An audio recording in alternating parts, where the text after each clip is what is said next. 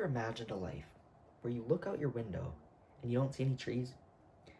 Where you go on a walk through your neighborhood and you don't see the same pretty flowers that you see now?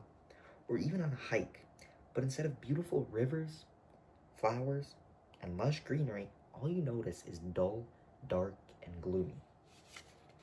Our ecosystem and nature are not being taken care of properly, and it is our civic responsibility to fix this issue.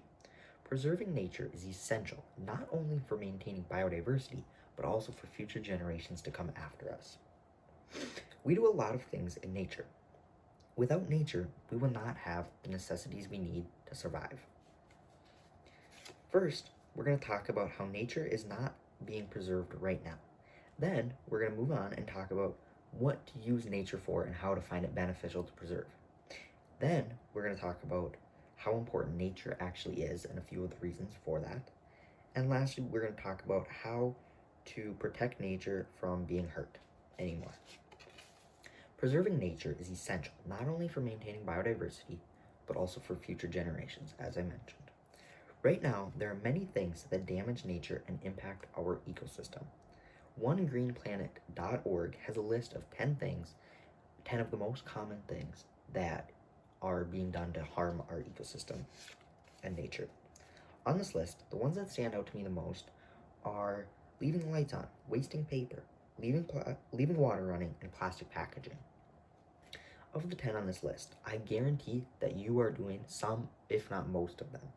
That's not to shame you, but to show you how much unwanted and unthought of damage is being done every day, and how easy it is to really hurt nature.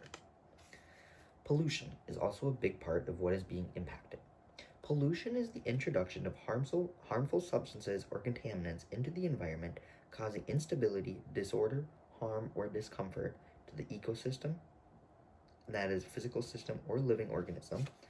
These substances can be natural or anthropogenic, which means human-caused, and their presence disrupts the delicate balance of the environment, jeopardizing its health and sustainability. This quote really goes in depth and talks about what pollution is and how it can be actually human-caused, or in some cases it can be natural-caused. As a former president, John F. Kennedy, said, "Since these problems are created by humans, they can also, therefore, be solved by humans." Now that we've talked about how nature is not being preserved today, we'll move on and talk about what nature should be used for and how you can kind of find it beneficial to actually preserve it. There are many things you can and should be using nature for. The first is doing a nature-oriented activity, such as hunting, fishing, hiking, camping. These are all very inexpensive, aside from the fact that you need the materials. Like for fishing, you need a fishing pole, but there's lots of great options that you can find that are very budget-oriented. The second is because we've been blessed with such beauty. A few hundred years ago, they didn't have all the parks that we have today. We're lucky to have the national, state, and local parks that we have today. It is up to us to preserve those for future generations to come. Now that we know what nature should be used for, we're going to move on and talk about the importance of nature. Nature is crucial for sustaining life on Earth. We get our food, our air, our water, and many other necessities from nature. James Morgan stated in the article Why Nature Matters that the insects that pollinate our crops to the millions of jobs in forestry and fishing, it drives much of our economic activity. Another thing nature does for us is it is proven to impact your mental health. Just by going outside, it can help you relax or enhance your mood. They found when people spend 2 hours a week in green settings such as parks or other environments, either at once or several visits, they're more likely to have good mental health and their physiological well-being had improved. This is a quote by Matthew White and his team. So if you spend 2 hours a week outside in nature, no matter if it's 2 hours one day or the 2 hours split up to multiple days within the week, you're more likely to have improved mental health. So now that we've talked about the importance of nature, we'll finish with ways to protect nature. Dr. Emily Greenfield has a list of 10 things you can do to protect the environment. On the list, there's many things that you can do within your home to help protect the environment. Some of the more common examples are turning your lights off, using less water, or recycling. And as humans, there is many things we can do not within our homes that also can help keep the earth clean.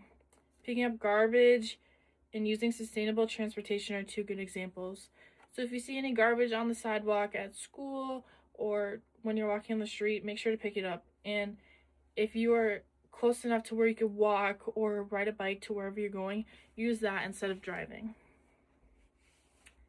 And we also need to protect any of the beauty, so the landscapes or animals that we have. We don't want any animals hurt and any landscape damaged. We want to be careful as well for animals so they don't go extinct for future generations. So today I hope you learned a little bit more about how nature is not being preserved, what we should be using nature for, how important nature is to living things, and ways to protect nature. And in conclusion, we all need to be doing our part to preserve nature. There's so many things that we could do to step up and help lead by example so nature can improve for future generations.